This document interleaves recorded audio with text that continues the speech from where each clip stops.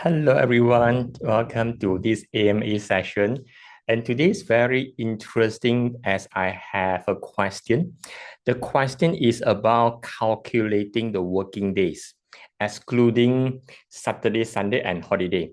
So this is the usual case when a person they want to do some project planning. They want to know the start date, after how many working days, what would be the date. So I'm going to show something like this one from a simple Excel file. So let's go to here. Yes, that is me. Over here, you could see these are the project name. It could be the task, when the project starts or the task start, after how many working days, and when the things is expected to finish. If let's say I have no idea how to do this, most likely I will open the calendar and calculate one by one. So this will be very tricky. So I'm going to do some setup here. First, I want to get the public holidays.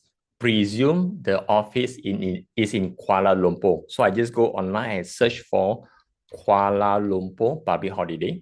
So I do not want to key in one by one. So I just go to one of the sites. And this is the address. This is all the public holidays. So I could just select them. Select, copy. So this for Kuala Lumpur. So after that, I go back to my Excel. To make the thing easier, so I will just temporarily paste on the side. Usually, we do not paste on the side, usually. So I just paste it over here. You'll notice the formatting are not in the right order. So I could just click, I want to paste to match the destination format. Here, it doesn't show the year. So therefore, it will default to the year when you paste the data. If let's say you want to do some backdated or previous year kind of holiday, so you just want to make sure you change all their year to 2020 to the correct year. So now I'm in the year 2026. Whenever I paste, it will presume it's 2026. So because over here, it doesn't mention which year. So that will be the small things we want to aware. So I select them, change this one to short date. The day is not necessary. And this is the holidays for us to aware. After I done this one, and I want to make sure this is scalable. Scalable means whenever I have new holidays at the bottom in the future, I want to make sure this is able to scale, expand automatically. So that means once I set up all these things, so in the future, I don't need to redo again. So I just go over here. I go to insert, insert. There's something called table. Click on the table. It will auto highlight everything. Click OK. After that, immediately change the name. Currently, the name is called Table 1. Table 1 is not descriptive enough, so I want to change it to something easier. So my recommendation is to change the name. Start with the word table. Later on, it'll be easier for us to help us to find the respective table. So we just start with table. What's the name? We don't need to have space in between them. Make it with a mixture of uppercase, lowercase, so that it's easier to read. So now I go back here.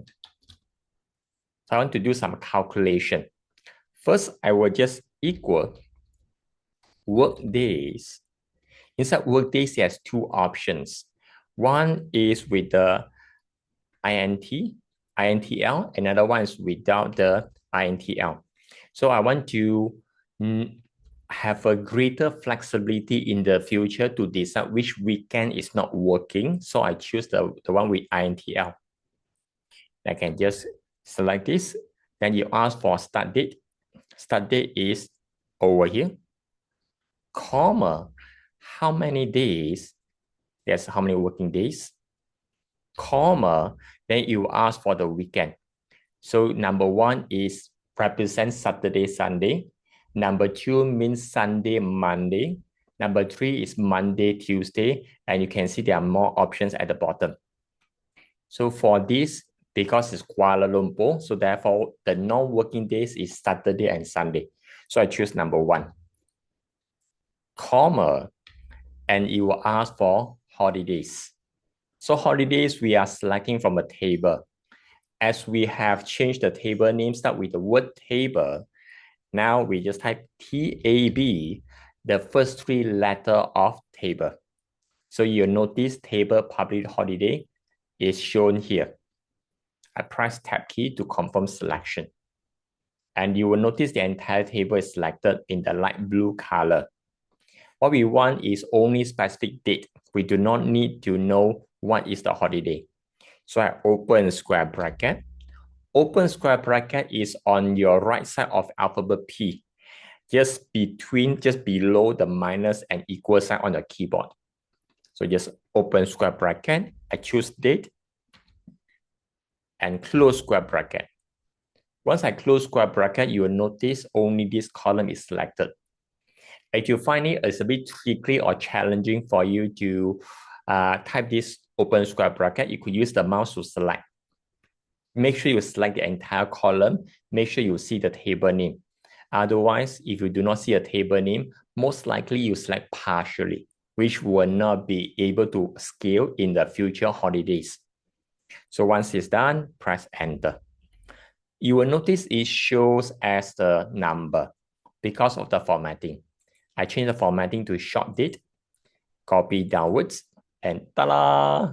So presume 15th of Jan is a holiday. So I just go over here towards the end, 15th of Jan, 26, enter. I do not need to key in the holidays here. It is optional. So make sure I key in the correct date. When I scroll up, you'll notice it changes automatically. So this is the way how we're able to make the thing easier to manage and scale in the future. Yeah, so this is the things we have. I'm done. Ta-da! Okay. So now I open for other questions if you have.